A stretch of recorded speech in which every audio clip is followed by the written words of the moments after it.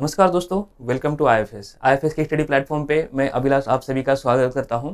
तो दोस्तों, कल बजट पेश हुआ था। आप सभी ने, आप में से बहुत सारे व्यूवर्स ने देखा ही होगा। जिन्होंने नहीं देखा उनको जरूर देखना चाहिए। As a management student, as a graduate, okay, हम डेमोक्रेसी कंट्री में रह रहे हैं, तो यहाँ पे विश्वास होना चाहिए हमारे डेमोक्रेसी के ऊपर। ओके, तो सभी को जो हमारे नेशनल परेड्स है या जो यूनियन बजट पेश होता है या जो हमारे कॉन्स्टिट्यूशन का जो प्रोसीजर है किस तरह से परफॉर्म करते हैं, ये बेसिक नॉलेज तो सभी को पता होने चाहिए। ओके, सो आज का यही जो टॉपिक है वो इकोनॉमिक एंड द सोशल, इनका कॉम्बिनेशन है। ओके, सोशियो इकोनॉमिक लेक्चर होने वाला है। बहुत सारे टॉपिक को हम डिस्कस करेंगे। ओके, सो आज का हमारा टॉपिक है बजट। बहुत सारे बजट के रिगार्डिंग इंफॉर्मेशन आपको सोशल मीडिया पे स्क्रॉल आप कर रहे हो, इंस्टाग्राम पे, एफबी पे या यूट्यूब पे। बहुत सारे इन्फ्लुएंसर अपने अपने आइडियाज आपके सामने रख रहे, प्रेजेंट कर रहे। ओके, इस तरह से हम भी कुछ interesting fact about the budget ये आपके सामने लेके आए हैं। ओके, जैसे कि इंटरिम बजट क्या होता है। ओके, तो बहुत सारी बातें हैं यहाँ पे हम डिस्कस करेंगे आज के इस सेशन में। आज का जो सेशन है वो आखिरी तक जरूर देखे, इंफॉर्मेटिव होगा। ओके, नॉलेजेबल होगा। तो चलिए, okay, so things you should know about the union budget. Okay, union आप अंडरस्टैंड करते हो, सो ओवरऑल इंडिया को रिप्रेजेंट करने वाला, ऑल द स्टेट को रिप्रेजेंट करने वाला यूनियन बजट। ओके, चलिए 2024। सो आप जानते हो, this is our finance minister, current serving finance minister Shri Nirmala Sitharaman ji.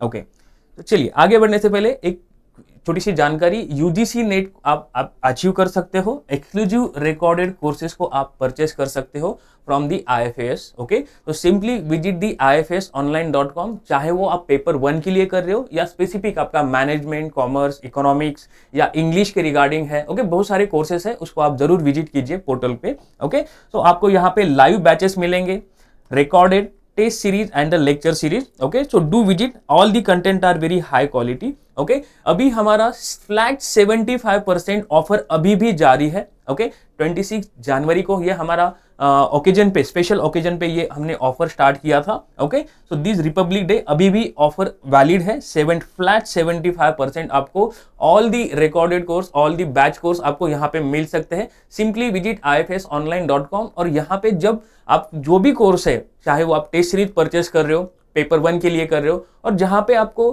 Payment की बारी आती है यहाँ पे, ओके, पेमेंट में यहाँ पे आपको क्वेश्चन पूछा जाएगा कि do you have a promotional code. तो यहाँ पे प्रोमो कोड अप्लाई करना है, कैपिटल में IFAS 75। आपको फ्लैट 75% यहाँ पे ऑफर मिलेगा after applying this coupon code. Okay, so on all IFS course, so enrol now. चलिए बात करते हैं। These are our state topper 2023. Okay, so I wish you should be in this list. Okay, in upcoming exam. चलिए, अब जो union budget, क्या ये budget official word है जो हम डेली भाषा में बोलते हैं या न्यूज़पेपर में या सोशल मीडिया पे लर्न करते हैं? ये जो बजट आया है, पिछले साल का बजट ये था, बजट ये वर्ड कहीं ये ऑफिशियल वर्ड है? ओके, तो इसका आंसर है नहीं। Okay, budget is not a official word. ये तो हम अंडरस्टैंडिंग के लिए as a financial term use करते हैं। ओके, तो जो हमारा संविधान है, कॉन्स्टिट्यूशन है, इंडियन कॉन्स्टिट्यूशन, उसमें आर्टिकल नंबर 112 के अंदर बजट के रिगार्डिंग ओके दिया गया है। तो यहाँ पे बजट वर्ड यूज नहीं किया गया, तो यहाँ पे एनुअल फाइनेंशियल स्टेटमेंट ये वर्ड यूज किया गया है। ओके, अगर आप किसी कॉम्पिटिटिव एग्जाम को तैयारी कर रहे, PSU की तैयारी कर रहे, ओके, एग्जाम को प्रिपेयर कर रहे, तो यहाँ पे क्वेश्चन बन सकता है। ओके, क्या ऑफिशियल बजट ये टर्म है या ये आर्टिकल भी पूछा जा सकता है? ओके, कॉन्स्टिट्यूशन में 112 यहाँ पे आर्टिकल नंबर है और ये बात करता है to the annual financial statement. Okay, कोई भी बजट इस तरह से फॉर्मल वर्ड हमारे कॉन्स्टिट्यूशन में नहीं दिया गया है। क्या दिया गया है? Annual financial statement. ओके, अब एनुअल फाइनेंशियल स्टेटमेंट से हमें क्या समझता है कि सरकार के पास 1 रुपीस किन किन सोर्सेज से आएगा। ओके, और आया हुआ जो रुपीज है जिसे हम रेवेन्यू बोलते हैं, उसको सरकार कहाँ पे खर्च करेगी, यानी कि एक्सपेंडिचर कहाँ करेगी। ओके, सो किन माध्यम से, किन सोर्सेज से हमें 1 रुपीज मिलेगा। ओके, चाहे वो डायरेक्ट टैक्स हो, इनडायरेक्ट टैक्स हो, और कहाँ पे गवर्नमेंट उस 1 रुपीज को एक्सपेंड करने वाली है, खर्च करने वाली है इन अ 1 फाइनेंशियल ईयर, फिस्कल ईयर। अभी बात हो रही है ये इंटरिम ईयर। अब फाइनेंशियल ईयर आप समझते हो कि इंडिया के अंदर कब स्टार्ट होता है, start from the 1 April to the 31 March of the next year, यानी कि अभी जो चल रहा है, ओके। अब 2 महीने बाद हमारा नेक्स्ट 2023-2024 का हमारा फाइनेंशियल ईयर एंड हो जाएगा, ओके। सो जो 1 अप्रैल से होता है 31 मार्च तक होता है, जिसे हम फाइनेंशियल ईयर भी बोलते हैं, फिस्कल ईयर भी बोलते हैं। अनदर कंट्री में जैसे कि वेस्टर्न कंट्रीज में like USA is start from the 1 January and and at the 31 December, but we follow the Britain constitution में जब इंडिपेंडेंस हुआ था बहुत सारे हमने अडॉप्ट कर लिए थे, ओके। सो वही ट्रेंड अभी तक चला है। अभी इसके रिगार्डिंग न्यूज चल रही है कि क्या हम भी फ्रॉम दी 1 जन टू 31 दिसंबर मूव कर सकते हैं क्या, इसके रिगार्डिंग ऑलरेडी डिबेट चल रहा है, ओके। लेट्स सी, जैसे ही न्यूज आती है हम आपको अपडेट कर देंगे, ओके। सो यूनियन बजट क्लासीफाई किसके रिगार्डिंग होता है, मोटा मोटा अगर क्लासिफिकेशन देखा जाए तो यहाँ पे revenue budget and the capital budget के रिगार्डिंग ये बात करता है, ओके। 1 रुपीज किस सोर्स से आएगा, आगे मैं बताऊंगा किन किन सोर्स से 1 रुपीज हमें मिल रहा है, ओके, यानी कि गवर्नमेंट के पास आ रहा है, ओके। तो यहाँ पे जो रूलिंग गवर्नमेंट है इंडिया के अंदर, जो सेंट्रल गवर्नमेंट है, रूलिंग गवर्नमेंट है, वो कॉन्स्टिट्यूशन से अपना ये राइट्स डिराइव करती है, ओके। सो जो ये मनी है ये पीपल्स मनी है, जैसे मैंने आपको कहा this is a democracy country, कोई राजा महाराजा तो है नहीं यहाँ पे इंडिया के अंदर कि हाँ ये इसको दे दो उसको दे दो, नहीं। तो यहाँ पे जितना भी सोर्सेस होगा वो कॉन्स्टिट्यूशन में ही दिया गया है अंडर आर्टिकल 112, ओके। चलिए moving toward the next part. अब इंटरिम बजट, ये जो वर्ड है वो बहुत हाईलाइट हो रहा है। इंटरिम बजट होता क्या है, generally we what we call budget या रेगुलर बजट हम बोलते हैं, बजट 2024, या जैसे मैंने आपको कहा कि annual financial statement is the प्रोफेशियल या ऑफिशियल, ये जो टर्म है ये हम यूजुअली यूज करते हैं। लेकिन इस बार इंटरिम बजट 2024 इस तरह से दिया गया है। तो जैसे कि आप जानते हो कि हर 5 साल बाद हमारे यहाँ इलेक्शन कंडक्ट होते हैं, ओके। सो अभी जो नेक्स्ट इलेक्शन होने वाला है, ओके, वो होने वाला है मई या जून के स्टार्टिंग में होगा, ओके। आई थिंक मई में ही इसके रिजल्ट आ जाएंगे, ओके। सो 2024 को हमारी जो एग्जिस्टिंग रूलिंग गवर्नमेंट है उसका कार्यकाल समाप्त हो रहा है, ओके। सो इसलिए अभी जो बजट है जैसे कि आप जानते हो कि ये आता है 1 फेब को आता है यूजुअली, ओके। निर्मला सीतारामन हमारे फाइनेंस मिनिस्टर हमारे असेंबली में, ओके, कॉन्स्टिट्यूशन असेंबली में यहाँ पे स्पीच डिलीवर करती है, उसके रिगार्डिंग भी इंटरेस्टिंग फैक्ट देखेंगे, ओके। सो 1 फेब को वहां पे डिलीवर करती है। अब जो इलेक्शंस होगा, और जैसे कि जानते हो कि 31 मार्च तक ही है, यानी कि फेब और मार्च 2 महीने के लिए क्या जरूरत थी, लेकिन यहाँ पे आपको देना पड़ेगा चाहे वो आपकी गवर्नमेंट रहे या ना रहे, okay. So you have to fulfil your duty, okay. So interim budget इसी के रिगार्डिंग है जो शॉर्ट समय के लिए होता है। जब भी कोई इलेक्शंस आते हैं किसी भी कंट्री में, पर्टिकुलरली इंडिया में, ओके, इंडिया के बारे में ही बात करेंगे आज। तो इंडिया के अंदर अभी इलेक्शन हो रहे हैं, 2 महीने के लिए जो शॉर्ट बजट है, ओके, उसके रिगार्डिंग होगा। क्या सिर्फ 2 महीने में कितना खर्चा आएगा, कितना एक्सपेंड करेंगे, इतना ही दिया है, नहीं। तो 2 महीने के बाद क्या होगा, हाइपोथेटिकली मान लो कि यहाँ पे जो रूलिंग गवर्नमेंट है, XYZ रूलिंग गवर्नमेंट है, वो आफ्टर इलेक्शन वो फिर से पावर में नहीं आती, तो इस बजट का क्या होगा, इस बजट को डिस्कार्ड किया जाएगा या कंटिन्यू किया जाएगा। तो इसका एग्जाम्पल है कि जो नई अपकमिंग गवर्नमेंट है वो क्या करती है, इस एग्जिस्टिंग गवर्नमेंट को, इंटरिम बजट को पर्टिकुलरली, उसको चाहे वो उस नए गवर्नमेंट के ऊपर डिपेंड होता है कि उसको अडॉप्ट करना है एज इट इज या उसको मॉडिफाई करना है, टैक्सेशन में कुछ मॉडिफिकेशन करने हैं, ओके। ये सभी राइट्स होते हैं toward the upcoming government, okay. तो इंटरिम बजट जैसे ही इलेक्शन आ रहा है, ओके, उसके रिगार्डिंग होता है। अब इलेक्शन तो आ रहे हैं, तो ऐसा भी हो सकता है कि जो एग्जिस्टिंग रूलिंग गवर्नमेंट है वो कुछ जो वायदे होते हैं ना, जैसे कि आप देखते हो कि जैसे ही इलेक्शन आते हैं कि कोई भी गवर्नमेंट बोलती है हम ये करेंगे वो करेंगे, क्या इसके रिगार्डिंग वो फैक्टर को या वोटर को इन्फ्लुएंस कर सकती है, ओके। तो इसके रिगार्डिंग यहाँ पे election commission also watch, okay, election commission यहाँ पे वॉच करता है, ओके। अब इंटरिम बजट के बारे में क्विकली अंडरस्टैंड करते हैं, पर्पस क्या है। जैसे मैंने आपको कहा when election are nearing, okay, election अभी मई 2024 में इसका रिजल्ट आ जाएगा, तो वहां पे जो बजट होता है वहां पे acting as a budget for the transition period for the few month, अब 2 मंथ ही है, okay. So this government this few month left in the government term, so उसका पर्पज ये है। एस्टिमेट क्या है, estimate for the entire physical year similar to the regular budget. तो सिर्फ 2 महीने का यहाँ पे बजट नहीं है।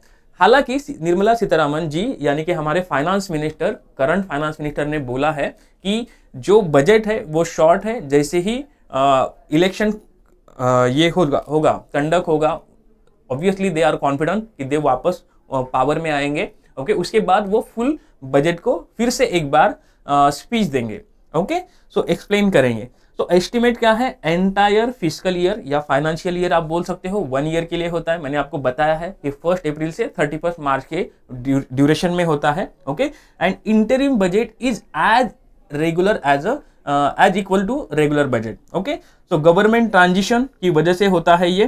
टैक्स चेंजेस नई गवर्नमेंट के ऊपर डिपेंड होता है कि टैक्स को रखना है एग्जिस्टिंग जो इंटरिम में बजट में बताया है, या आगे इसको चेंज करना है। Okay, constitution permit changes in a tax regime during the interim budget. Okay, अब हिस्टोरिकल ट्रेंड देखते हैं। Okay, so the past interim budget no major taxes changes, no new scheme announce और consider the short remain tenure.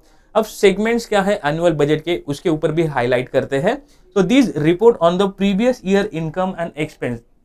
अगर आपने speech सुना होगा, पूरा speech starting to end, okay, without skip, okay, अच्छे से रीड कीजिए। मैं रिकमेंड भी करता हूं कि आपको एक 1 आवर आपका इन्वेस्ट करना चाहिए उसमें। स्पीच में बहुत सारी इंफॉर्मेशन, आपको बहुत सारी की टर्म, फाइनेंशियल टर्म आपको वहां पे पता चलेंगे। Okay, so propose income generation and expense in upcoming year, 1 rupees किन किन सोर्सेज से आएगा और इस फाइनेंशियल ईयर में हम कौन से सोर्सेज के ऊपर, डेवलपमेंट के ऊपर हम यहाँ पे एक्सपेंड करने वाले हैं, ये यहाँ पे दिया गया होता है।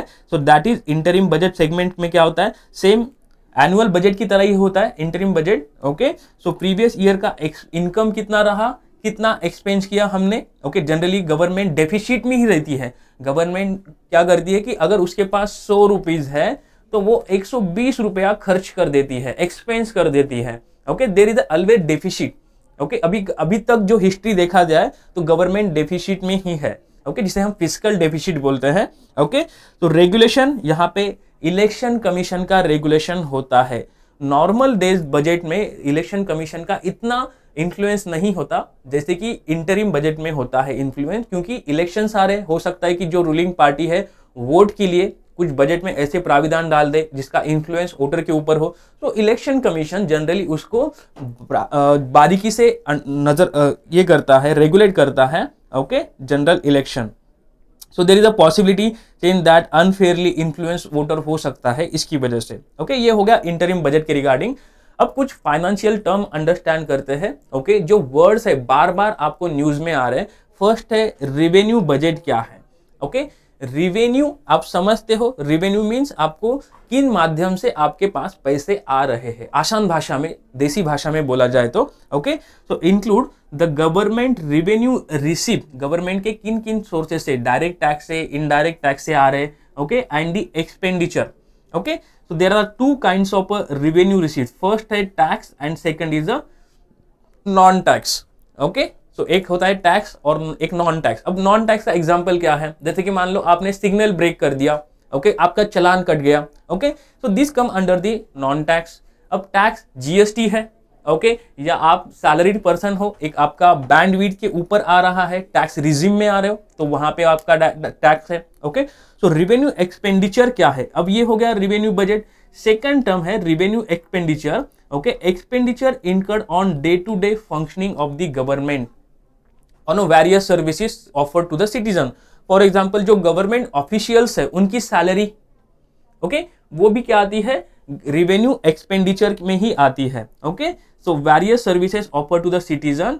इफ रिवेन्यू एक्सपेंडिचर, अब यहाँ पे ध्यान दीजिए, इफ रिवेन्यू एक्सपेंडिचर, जैसे मैंने आपको कहा कि 120 रुपया हो गया रिवेन्यू एक्सपेंडिचर, और exceed the revenue receipt, revenue receipt कितना है, 100 रुपए मिले, 120 रुपए खर्चा कर दिया तो कितना डिफिसिट हो गया। ओके, लगभग 20 रुपीज का यहाँ पे डिफिसिट हो गया। अंडरस्टैंडिंग के लिए यहाँ पे मैं वैल्यूज ले रहा हूं, हालांकि ये वैल्यूज लाख एंड करोड़ में होते हैं। ओके, सो गवर्नमेंट इनकर अ रेवेन्यू डेफिसिट। अब कैपिटल बजट क्या होता है और कैपिटल एक्सपेंडिचर क्या होता है? Capital budget include the capital receive and the payment of the government.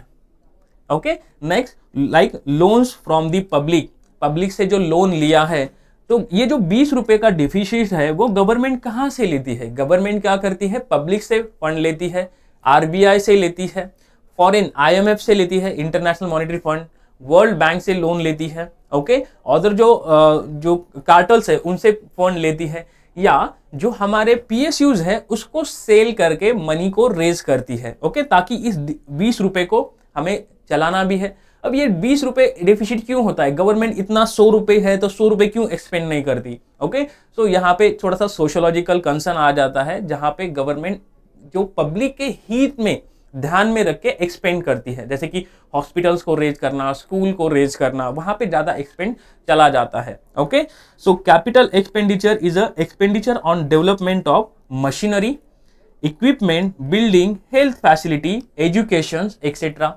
Okay, so this fiscal deficit, ये जो डिफिसिट है ये क्या है? फिस्कल डेफिसिट क्या होता है? Fiscal deficit is incurred when government total expenditure exceed the total revenue। Government का टोटल रेवेन्यू 100 रुपीज है, लेकिन गवर्नमेंट ने क्या कर लिया? 120 रुपए का खर्चा कर लिया। Okay, that's come under the fiscal deficit. Okay, आसान भाषा में बता रहा हूं, नंबर सिर्फ अंडरस्टैंडिंग के लिए मैंने यहाँ पे लिए हैं। अब कुछ इंटरेस्टिंग फैक्ट जान लेते हैं, ये जो बजट होता है उसके रिगार्डिंग कुछ फैक्ट्स हैं। जैसे कि मान लो आप सभी को पता है, जो इमेज दिखाई थी मैंने एट द फर्स्ट स्लाइड, वो हमारे फाइनेंस मिनिस्टर निर्मला सीतारामन जी की थी। ओके, जो कि करंट फाइनेंस मिनिस्टर है। ओके, यूनियन फाइनेंस मिनिस्टर है। तो they will present the interim budget at the first 24। उन्होंने स्पीच स्टार्ट किया था 11 AM। ओके, सो उनका ये क्या है कि 6 बजट है, 6 नंबर का वो बजट है। अगर कंटिजेंसी देखा जाए तो 6 नंबर्स ऑफ बजट है। Is proceeding the Lok Sabha election where हर पार्टी। ओके, जो करंट फाइनेंस मिनिस्टर है वो किस अफिलिएशन पार्टी से है? BJP, Bharatiya Janata Party, up to the 3rd term. Okay, और उनकी पार्टी से वो 3rd टर्म के लिए वो फिनांस मिनिस्टर है।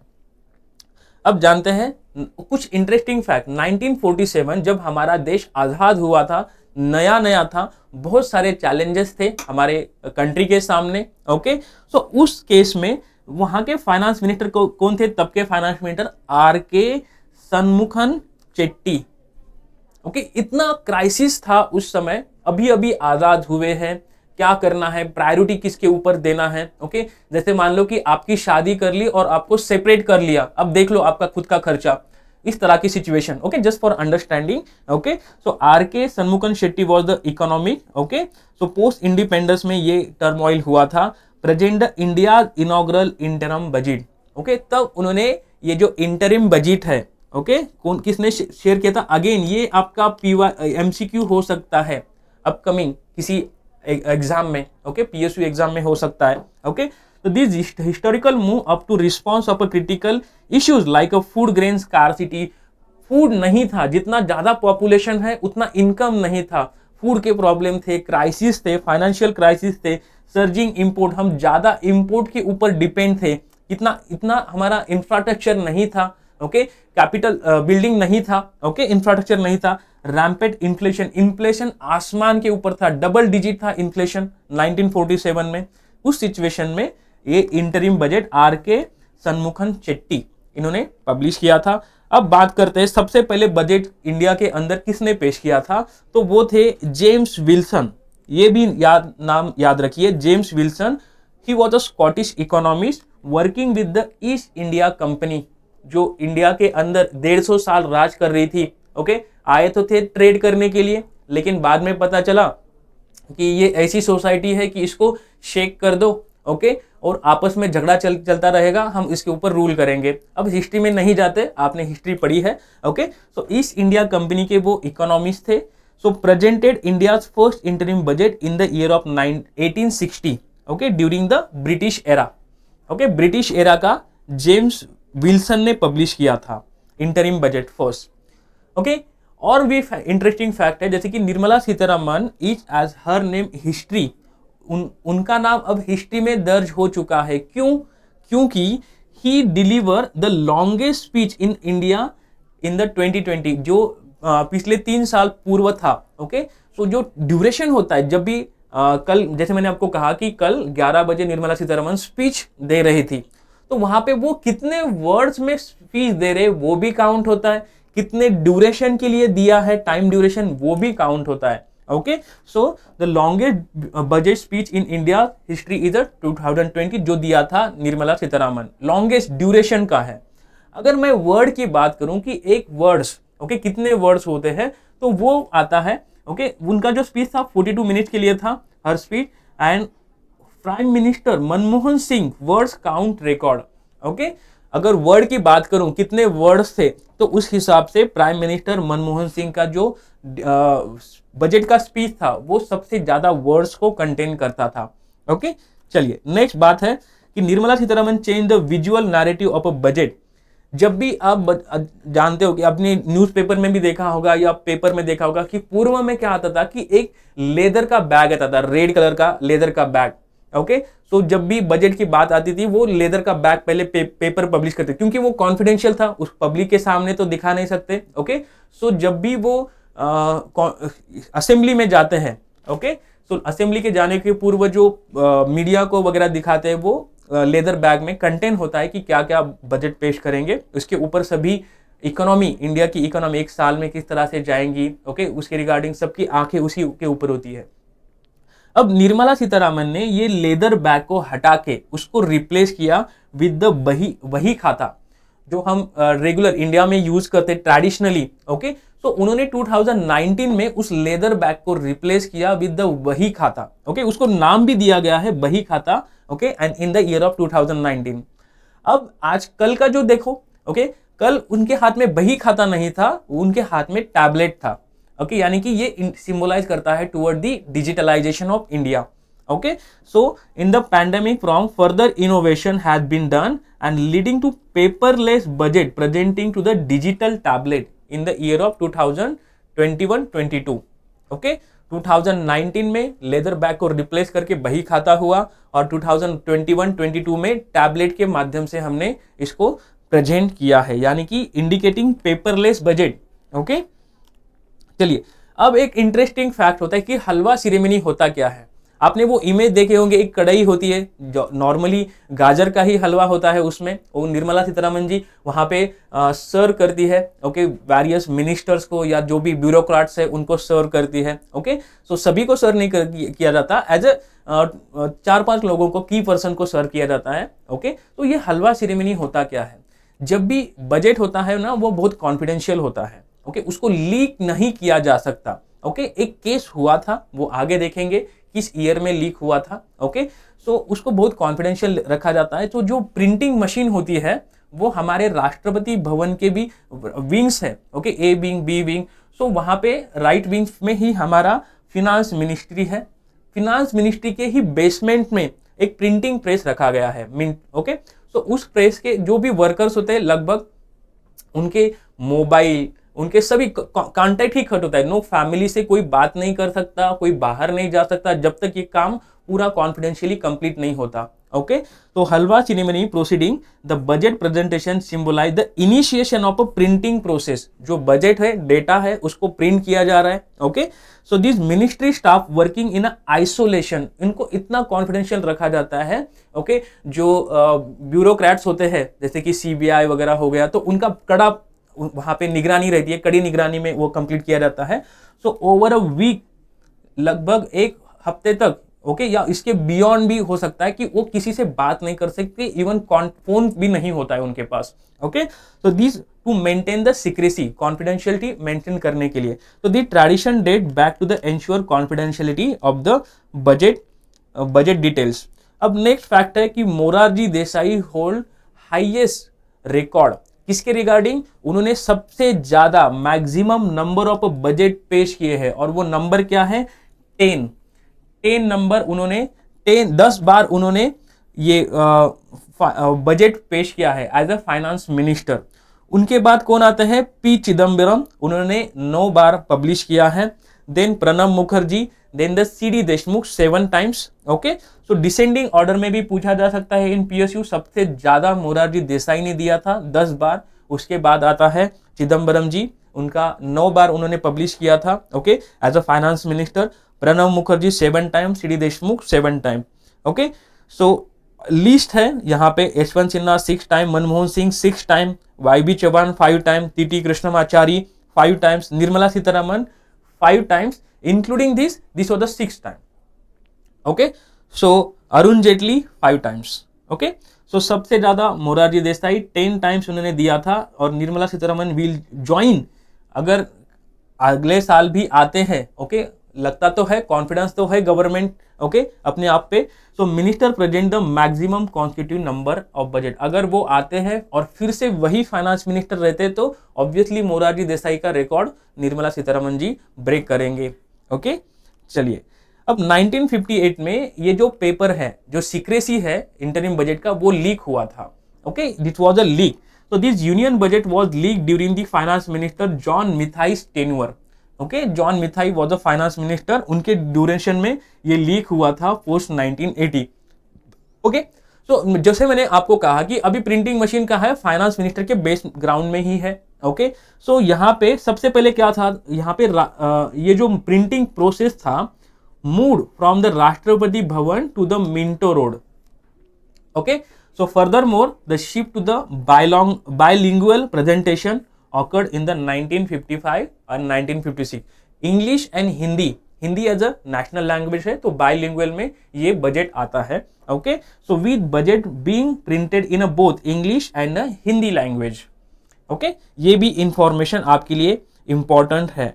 अब आखिरी इंफॉर्मेशन, इंटरेस्टिंग फैक्ट जान लेते हैं। The budget speech finance minister seek president's approval. ऐसे ही कोई बजट नहीं पेश कर सकता, हमें सबसे पहले राष्ट्रपति का हमें अप्रूवल लेना पड़ता है। ओके, राष्ट्रपति जी का हमें अप्रूवल लेना पड़ता है।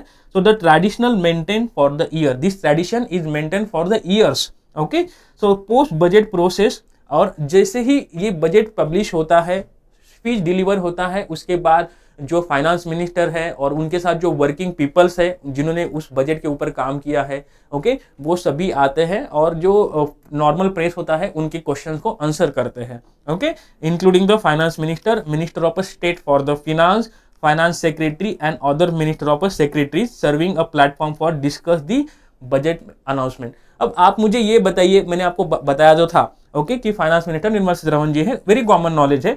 आपको ये बताना है कि who is the current minister of state for finance और फाइनेंस सेक्रेटरी करंटली कौन है। ये आप इंफॉर्मेशन को सर्च करोगे, अगर आपको पता है तो आप कमेंट करोगे। Okay, so ministry of finance secretaries कौन है, ओके, की पर्सन कौन है जिनका मेन कंट्रीब्यूशन है इस इंटरिम बजट 2024 के रिगार्डिंग, ये आपको बताना है।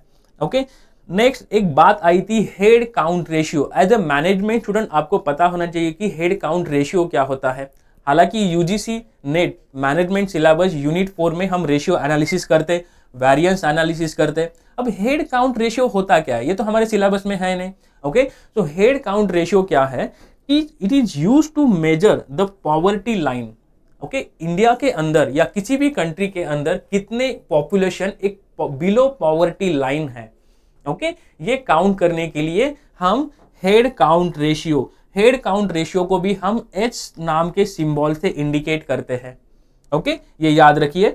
सो it define as a proportion of a individual living below the poverty line. Okay, इसका एम क्या है, कितने प्रतिशत लोग ऑफ पॉपुलेशन एक बिलो पॉवर्टी लाइन के बियॉन्ड, ओके, बिलो है। Okay, number of poor is estimated, इसके लिए हेड काउंट रेशियो को कैलकुलेट किया जाता है। Okay, to calculate the head count ratio या SCR, first the number of multi dimensional poor. अब ये मल्टी डायमेंशनल पुअर क्या है, अब पुअर की भी डेफिनेशन होती है, किसको पुअर, गरीब किसको कहा जाएगा, इसके भी अलग अलग डेफिनेशन है।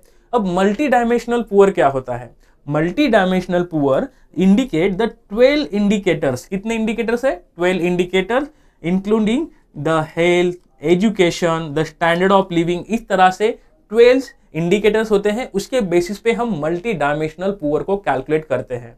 ओके, सो अब इंडिया के अंदर इसका कितना नंबर है? So once the multi dimensional poor is calculated, their proportion in the total population gives as a head count ratio. Okay, so head count ratio observe as a capital H, ये मैंने आपको बताया है। So how many people are poor, अगर simple आपको पूछा जाए कि हेड काउंट रेशियो होता क्या है, तो आप सिंपली जवाब देंगे कि it is a measurement to how many peoples are poor. Okay, और मल्टी डायमेंशनल पुअर क्या होता है कि 12 इंडिकेटर्स होते हैं, उसके बेसिस पे हम इस पुअर को कैलकुलेट करते हैं। ओके, सो अब एक डेटा है, according to India national MPI survey 25.01% people is classified as a multi dimensional poor. अभी भी 1/4 पॉपुलेशन इंडिया के अंदर considered as a poor.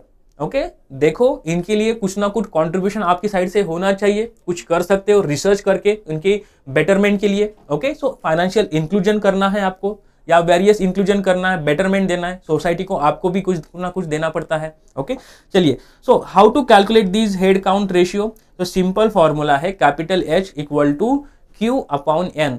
What is the Q? Q is the total number of a multi-dimensional poor individual identified and the N is the total population। Simple formula है ratio का। Okay, चलिए now move करते हैं PM Shri scheme overview. अब ये question आपके UGC net paper 1 के लिए भी इफेक्टिव होने वाला है।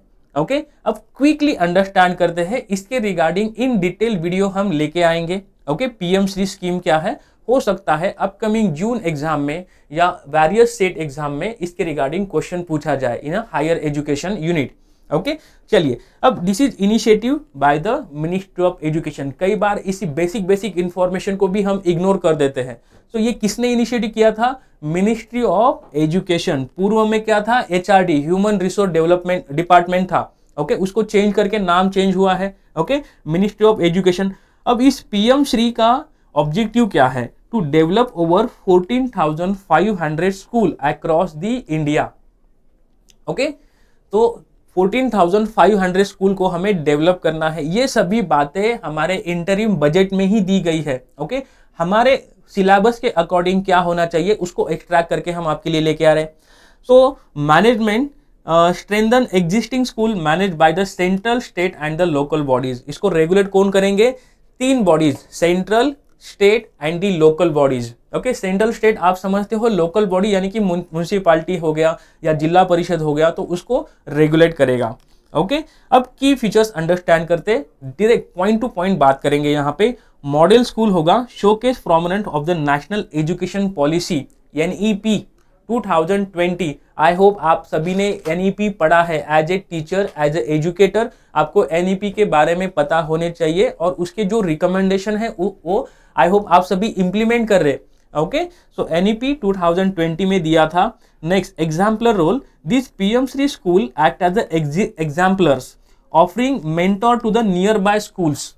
ओके, सो जो स्मॉल लेवल के स्कूल है, सभी स्कूल प्रॉफिट में नहीं होते, अफोर्डेबल नहीं होते, तो कुछ स्मॉल नंबर के स्कूल है उनको कंट्रीब्यूट करेंगे। ओके, जो बड़े स्कूल्स है, ओके, जैसे कि मान लो कि ब्लॉक लेवल पे एक स्कूल है और विलेज लेवल पे एक स्कूल है, तो रीचेबिलिटी को इंक्रीज करने के लिए हम क्या करेंगे? इस PM श्री के अंडर जो एग्जाम्पलीफायर होगा, जो मेंटोर करेगा नियर बाय स्कूल को। नेक्स्ट, क्वालिटी टीचिंग, ऑब्वियसली ये तो स्किप नहीं कर सकते। तो focus on quality teaching for the cognitive development and the 21st century skills. Skills के रिगार्डिंग इंडिया ने, जो करंट गवर्नमेंट है उनकी मैं प्रशंसा करूंगा कि स्किल के रिगार्डिंग उन्होंने बहुत सारा कंट्रीब्यूशन किया है, बहुत सारे प्राविधान दिए हैं। Okay, so equitable education provide high quality, equitable and inclusive education. सभी को समान एजुकेशन मिलेगा। Okay, so no disparity. So green school is again PM Shri में क्या क्या प्राविधान है, ये आपको क्वेश्चन में पूछा जा सकता है, तो याद रखिए। Green school is also environment friendly. तो क्या होगा एनवायरमेंट फ्रेंडली के लिए? सोलार पैनल लगा दिए जाएंगे स्कूल के ऊपर। जो ट्रेडिशनल बल्ब्स होते हैं, लाइट बल्ब, उसको रिप्लेस किया जाएगा with the LED bulb. Okay, तो न्यूट्रिशन गार्डन्स यहाँ पे इस्टेब्लिश किया जाएगा। Okay, overall green school. Next, experimental pedagogy. Okay, so adopt the experimental, holistic, inquiry driven, discoveral orientation and the learner center pedagogy। Okay, ये सभी experimental pedagogy यहाँ पे PM Shri के अंदर दिया है, इन डिटेल आपको जरूर रीड करना है। असेसमेंट अप्रोच क्या है? The access student based on the conceptual understanding and the real life situation. अब इस तरह से नहीं होगा ट्रेडिशनली, जब हम हमारे बचपन में जैसे पेपर होता था, एक पेपर आ गया, क्वेश्चन में लिखो, ओके, अब ये नहीं होगा, पेपरलेस होगा। स्टूडेंट का कितना ग्रास्पिंग हुआ है, ओके, उसके स्किल क्या है, या real life application based, not knowledge based. अब नॉलेज तो है, इस नॉलेज को आप कहाँ पे अप्लाई करोगे, इसका असेसमेंट होगा, ओके। कितना आपने कंसेप्चुअल अंडरस्टैंडिंग किया है, ये आपका असेसमेंट होगा, ओके। सो ये असेसमेंट अप्रोच चेंज हो गया है। Linkage with the industry, okay, school level पे ही आप इंडस्ट्री के साथ लिंक कर रहे हो, हालांकि ये जो कॉलेज लेवल पे होता है, okay. So collaborate with the sector skill council and the local industry for the better employability. Next, school quality assessment framework, जैसे कि यूनिवर्सिटी क्वालिटी फ्रेमवर्क होता है NIRF के नाम से, ओके, जहां पे आप देखते हो कि आपका यूनिवर्सिटी, आपका कॉलेज NIRF की कितने रैंक में है, उसी तरह स्कूल का भी क्वालिटी असेसमेंट होगा, रैंकिंग होगा, ओके। तो regular evaluation with the specified performance indicator, ये PM3 के अंदर आता है। Next, illustrative initiative, quality and the innovation, learning enhancement, holistic progress card, okay. Overall angle से, एक ही नहीं है कि हाँ इसको हिस्ट्री पढ़ा दो, इसको ज्योग्राफी पढ़ा दो, इसको साइंस बढ़िया है, okay. Holistic progress card and the bagless days, तो पूर्व में जो बचपन में हम लेके जाते थे बड़े बड़े किताब, बैग, ओके, कंधों पे बोझ, ओके, अब वो नहीं रहेगा, okay. Bagless days and the internship, ये एक अच्छा इनिशिएटिव यहाँ पे ऐड किया गया है, ओके, PM3 के under. Next, entitlement under the RTE act, so beneficiary right to education. RTE क्या होता है? Right to education. तो आप जैसे जानते हो कि फर्स्ट जो कोई स्टूडेंट है फर्स्ट ईयर में जाता है, ओके, तो उसको राइट RTE के अंदर उसको कंसेशन मिलता है, ओके। सो सभी स्टूडेंट के लिए नहीं, जो अप्लाई होते हैं, लॉटरी सिस्टम होता है, okay. So beneficiary originated element for the student, ICT, okay. ICT आप समझते हो, ICT integration 100% coverage under the ICT। यहाँ पे कंप्यूटर इंटरनेट का यूटिलाइजेशन होगा in the teaching, in the research purpose. तो स्मार्ट क्लासरूम, स्मार्ट बोर्ड जैसे कि हम यूज कर रहे हैं अभी, वो स्कूल लेवल पे होगा।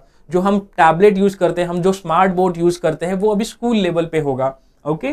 तो डिजिटल इनिशिएटिव यहाँ पे लिया गया है।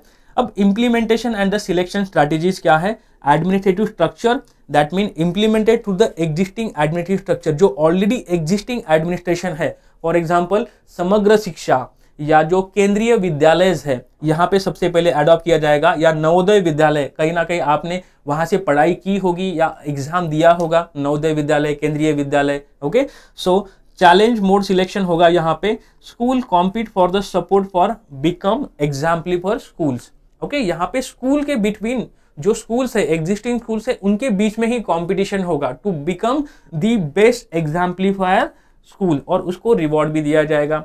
अब एलिजिबिलिटी क्या है?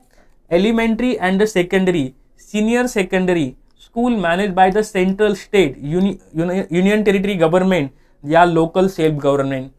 नेक्स्ट है जियो टैगिंग। जियो टैगिंग क्या होता है? Geo mean geography, tagging mean उसको आइडेंटिफाई करना, okay. So school will be geo tag for the selection, monitor using the service from the BISAGN, okay, BISAGN। अब expected beneficiaries क्या है? More than 80 lakh student are expected direct benefit from the PM3 scheme, okay. तो ये था brief introduction about the PM3। इसके regarding in detail और एक video आएगा डेफिनेटली, ओके। चलिए नेक्स्ट बात करते हैं कैपिटल एक्सपेंडिचर की। ये मैंने आपको बताया है कैपिटल एक्सपेंडिचर क्या होता है। लॉन्ग टर्म इन्वेस्टमेंट होता है generally, meaning to asset purchase have a useful life. Generally long term का ड्यूरेशन में हम फाइनेंस में मोर देन 1 ईयर के लिए हम लॉन्ग टर्म कंसिडर करते हैं, लेस देन 1 ईयर हम शॉर्ट टर्म के लिए या करंट हम कैलकुलेट करते हैं। अब टाइप क्या है? Types of capital expenditure include purchase of the property, equipment, land, computers, furniture, software, ये सभी कैपिटल एक्सपेंडिचर के अंदर आते हैं। अब पोर्ट्स को डेवलप करने के लिए यहाँ पे बजट में प्राविधान दिया गया था, तो मुझे लगा कि कहीं ना कहीं आपको जो 13 पोर्ट्स है इंडिया के अंदर, मेजर पोर्ट, ये आपको पता होने चाहिए, ओके। तो इसको एक बार क्विकली रिवाइज कर लेते हैं। ओके। सो वेस्टर्न कोस्ट, तो यहाँ पे आप क्या कीजिए, बड़ा इंफॉर्मेशन है, टाइम चला जाएगा। Okay, already information is given, take a screenshot, video को पॉज कीजिए, स्क्रीनशॉट लीजिए, डू रीड, क्योंकि इस पोर्ट के ऊपर बहुत ही कॉमन क्वेश्चन पूछे जाते हैं। इंफॉर्मेशन ना होने की वजह से हम इसको स्किप कर देते हैं। फॉर एग्जांपल, कौन सा जोन है, कौन से स्टेट के अंदर आता है, पोर्ट का नाम क्या है। ओके, सो जैसे कि यहाँ पे जवाहरलाल नेहरू पोर्ट है, कौन सा पोर्ट जो है वो बड़ा है, कौन से पोर्ट से हम इंपोर्ट करते हैं, एक्सपोर्ट करते हैं, न्यू पोर्ट कौन सा है। ओके, सो डीप सी में पोर्ट कौन सा है, ये सभी इंफॉर्मेशन आपको पता होने चाहिए। तो यहाँ पे की फीचर्स है, आपको इसको पॉज करना है, स्क्रीनशॉट लीजिए और इसको रिवाइज कीजिए। ओके, नेक्स्ट बात कर लेते हैं अब 1 रुपीज कहाँ से आएगा। जैसे मैंने आपको कहा कि गवर्नमेंट को 1 रुपीज कहाँ से आएगा, इसके रिगार्डिंग दिया गया है। तो दिस इज द सोर्स जहां से हमने इंफॉर्मेशन लिया है। ओके, मिंट से हमने इंफॉर्मेशन लिया है। तो बजट 2024 का रुपीज कहां से आएगा, तो 28% रुपीज आपका बोरोइंग एंड अदर लायबिलिटीज से आएगा। बोरो करेगा गवर्नमेंट, जैसे मैंने आपको कहा कि फिस्कल डिफिसिट होता है गवर्नमेंट के ऊपर, तो गवर्नमेंट बोरो करती है। Okay, and other liabilities. तो 1% आपका नॉन टैक्स रिसिप्ट कितना आएगा, 7% है। नॉन डेप कैपिटल रिसिप्ट आपका 1% है। Custom tax 4%, GST and the other tax 18%, corporation tax 17%, union excise duty 5%, income tax 19%। अभी जो गवर्नमेंट है उन्होंने इनकम टैक्स के रिगार्डिंग कुछ मेजर चेंजेस नहीं किए गए हैं। ओके, जो प्रीवियस ईयर का जो फाइनेंशियल ईयर था वही चेंजेस यहीं पे भी है। ओके, एग्जिस्टिंग चेंजेस है। अब 1 रुपीज कहाँ से आएगा ये तो पता चला। अब ये रुपीज जाएगा कहाँ, गवर्नमेंट कहाँ कहाँ एक्सपेंड करना चाहती है और कितने परसेंट, कितने प्रोपोर्शन से एक्सपेंड करना चाहती है। ओके, वो भी जानना जरूरी होता है। चलिए, तो इंटरेस्ट पेमेंट के लिए सबसे ज्यादा यहाँ पे रुपीज जाता है गवर्नमेंट का 20 रुपीज, 20%, नॉट रुपीज, 20%, 1 रुपीज में से 20% यहाँ पे इंटरेस्ट पेमेंट जो हमने लिया है, बोरोविंग किया है, उसको रीपे भी तो करना पड़ेगा, ये 20% आएगा। उसके बाद क्या जाता है कि state share of tax and duties, यहाँ पे जो स्टेट्स है, जिस स्टेट से हमने टैक्स जो शेयर्स होता है उसको यहाँ पे वापस तो देना पड़ेगा। ओके, सो टैक्स ड्यूटीज वो उसके बाद आता है। So interest payment 20%, state share 20%। अब ये क्वेश्चन और एक चैलेंजिंग हो सकता है, इंफॉर्मेशन तो दिया गया है तो आपको पूछा जा सकता है कि डिसेंडिंग ऑर्डर में लगाइए कि हमारा 1 रुपीज कहां से आ रहा है, या असेंडिंग ऑर्डर में लगाइए कि हम कहां कहां एक्सपेंड कर रहे हैं। ओके, तो ये भी आपको पता होने चाहिए कि कितने परसेंट कहां पे जा रहा है। ओके, इन डिटेल स्टडी इसी को बोलते हैं। नेक्स्ट उसके बाद आएगा सेंट्रल सेक्टर स्कीम 16% आएगा। देन यस, अदर एक्सपेंडिचर में 9% आएगा। उसके बाद डिफेंस में 8% बड़ा है, हालांकि अभी जो वेस्टर्न कंट्रीज है उससे भी कम ही है, लेकिन यहाँ पे बड़ा है। यहाँ पे finance commission and the other जो ट्रांसफर्स है 8% यहाँ पे परसेंटेज है। सेंट्रल स्पॉन्सर्ड स्कीम इसमें 8% आते हैं, जैसे कि पीएम किसान स्कीम है, ओके, उज्ज्वला स्कीम है, इसके रिगार्डिंग ओके 8% है। सब्सिडीज यहाँ पे 6% दिया जाएगा एंड पेंशन सबसे कम जाएगा, पेंशन में 4%। ओके, कम जाएगा यानी कि ये अमाउंट भी लाख एंड करोड़ में होता है, कम यानी कि ओके, सो 4% पेंशन में जाएगा। ओके, तो मैंने आपको कहा कि रुपीज कहाँ से आने वाला है, ओके, और रुपीज कहाँ पे इन्वेस्ट होगा। हालांकि यहाँ पे मैं बोलूँगी always government in a physical deficit में ही होती है। ओके, 100 रुपीज गवर्नमेंट के पास है तो गवर्नमेंट 120 खर्चा कर देती है। ओके, चलिए अब capital and the revenue receipt example के माध्यम से समझ लेते हैं और आसानी से, जो हमारा फाइनेंस मैनेजमेंट का कंसर्न है। Okay, so this sale of asset such as property on equipment is an example of capital receipt. एक अनदर एग्जाम्पल लेते हैं कैपिटल रिसीप्ट का। क्या होगा, capital receipt payment made to business by a investors. Okay, so these include loan from the bank, venture capital funding, loan payment. So these capital payment are typically not used as a earning generation. Instead, these proceeds put in the cash account to add the net worth of the business. That is capital receipt. I hope ये example आपको समझ में आ गया होगा। Next, understand करते हैं कि revenue receipt क्या होता है। एग्जाम्पल के माध्यम से समझेंगे, बहुत आसानी से समझेंगे। तो सेल्स ऑफ अ सर्विस और goods can be called a revenue receive. Revenue receive क्या होता है? जो sales of service and the goods है, ओके, उसको हम रेवेन्यू रिसीव बोलेंगे।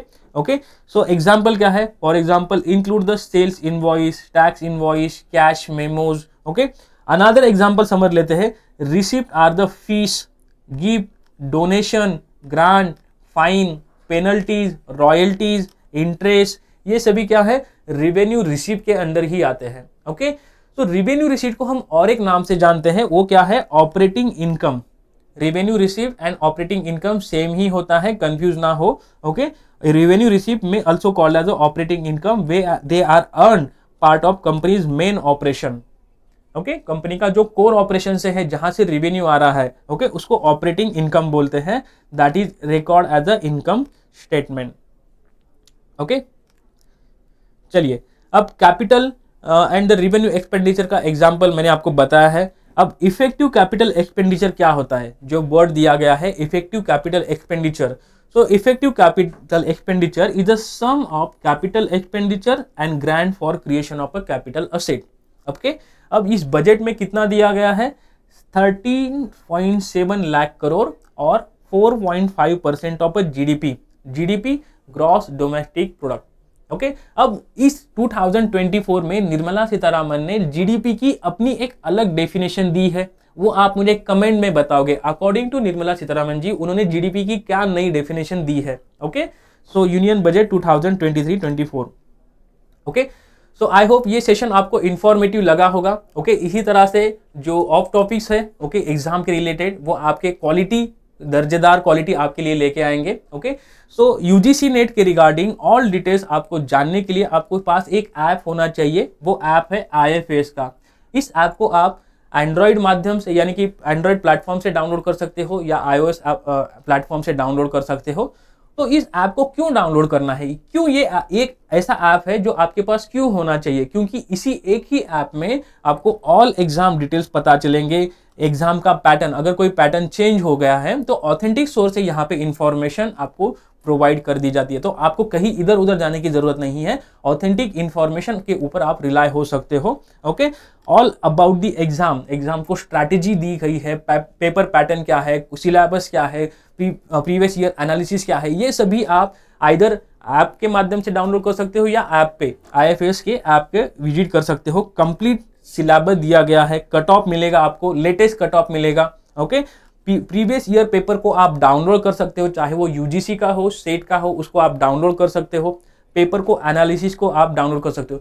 तो आपको क्या करना है? सिंपली आपका जो भी एंड्रॉइड है, iOS है, प्लेटफॉर्म पे जाना है, IFS का ऐप है। ओके, इस तरह के आपका इसका फीचर्स होगा, उसको डाउनलोड करना है। मोबाइल नंबर ऐड करते ही आपको OTP आएगा, उसको एनरोल करना है। क्या ऐप पेड है? No. Okay, there is a big no. App बिल्कुल फ्री है और फ्री कंटेंट में आप इतने सारे इंफॉर्मेशन को अवेल कर सकते हो। तो ये ऐसा ऐप है जो आपके मोबाइल में जरूर होना चाहिए। तो आज ही डाउनलोड कीजिए IFS ऐप। ओके, या बैचेस के रिगार्डिंग अगर कोई इंक्वायरी है, कोई ना कोई क्वेश्चंस होते हैं माइंड में, ओके, तो उसको क्लियर करने के लिए यहाँ पे मोबाइल नंबर दिया गया है, तो आप डायरेक्टली बात कर सकते हो। Okay, mobile number regarding batches के रिगार्डिंग या बुक्स के रिगार्डिंग। ओके, कौन से बुक्स है वो तो वेबसाइट पे दिया ही गया है डेफिनेटली। ओके, सो IFS आपको हाई क्वालिटी कंटेंट प्रोवाइड कराता है। ओके, तो thank you for listening this. Okay, एक बार क्विकली जो बजट है उसको मैं आपके लिए एक बार फिर से एक बार प्रेजेंट कर देता हूँ। ओके, तो बजट में कुछ पॉइंट अगर मेरे से छूट गए हैं तो उसको मैं जल्दी से क्विकली कवर कर सकूं। ओके, सो जो विजन है हमारे इस बजट का, prosperous Bharat in harmony with the nature. हमें डेवलप तो करना है, ओके, खुद को प्रॉस्परस तो करना है, but with the nature, modern infrastructure and opportunity for all, inclusion, opportunity for all. तो यहाँ पे क्या पूर्व में क्या था, मंत्रा क्या था? सबका साथ सबका विकास। ये गवर्नमेंट का मंत्रा है। ओके, उसके बाद है सबका साथ सबका विकास और सबका विश्वास। ओके, अब नया क्या है? Development India @ 2047। Okay, not develop. तो हमारा इंडिया का विजन है डेवलप। अभी हम डेवलपिंग कंट्री है। ओके, तो डेवलप कंट्री का हमारा विजन क्या है? ईयर 2047 का हमारा विजन है। तो ये पता होना चाहिए। तो यहाँ पे 3 वर्ड है, इसके ऊपर मैं हाईलाइट करना चाहूंगा, ट्रिनिटी ऑफ डेमोग्राफी। डेमोग्राफी आप समझते हो, ओके। तो डेमोग्राफी में क्या आता है कि कितने युवा है, कितने बुजुर्ग है, कितने महिला है, कितने वर्किंग प्रोफेशनल्स है, ओके। तो ये डेमोग्राफी के अंदर आता है। डेमोक्रेसी आप समझते हो, हम सभी India is the world largest democracy, okay. So diversity भी आप समझते हो, तो सबका प्रयास, ओके। तो यहाँ पे क्या था, सबका साथ, सबका विकास, सबका विश्वास, इतना था। अब यहाँ पे और एक लाइन ऐड कर दी गई है, और वो लाइन क्या है, सबका प्रयास, ओके। सबका प्रयास किसके लिए, डेवलप इंडिया 2014 के लिए, ओके। सो ये कुछ इंफॉर्मेशन है। अभी सभी इंफॉर्मेशन हम एक ही वीडियो में कंपाइल नहीं कर सकते, ओके। वीडियो बहुत लंबा हो जाएगा, ओके। सो जो फाइनेंशियल एनालिसिस का पार्ट है बजट के रिगार्डिंग, हम इसको किसी अनदर वीडियोस में आपके लिए प्रेजेंट करेंगे, ओके। आई होप ये वीडियो आपको इंफॉर्मेटिव लगा है, ओके। इसी तरह से यूजीसी नेट मैनेजमेंट का भी स्कोर आप देख सकते हो, ओके। सो हमारा डेली एक यूट्यूब चैनल, यूट्यूब सेशन होता है, यहाँ पे आप देख सकते हो, PYQs को सॉल्व कर सकते हो, ओके। तो सिंपली आपको क्या करना है कि IFS के यूट्यूब चैनल को सब्सक्राइब करना है, ताकि जो भी नया नोटिफिकेशन आए तो सबसे पहले आप वहां पे देख सकते हो, okay. So do visit the IFS online portal, एक ऐप जो आपके पास होना ही चाहिए IFS का, और IFS के यूट्यूब चैनल को आपको सब्सक्राइब करना है, particularly paper 1 and the management, okay. तो यहाँ पे आप कोई भी नोटिफिकेशन मिस नहीं करोगे, और जो आपका सपना है to be assistant professor, to achieve JRF, ये आप यहाँ पे IFS के साथ अचीव कर सकते हो, okay. Thank for watching, happy learning.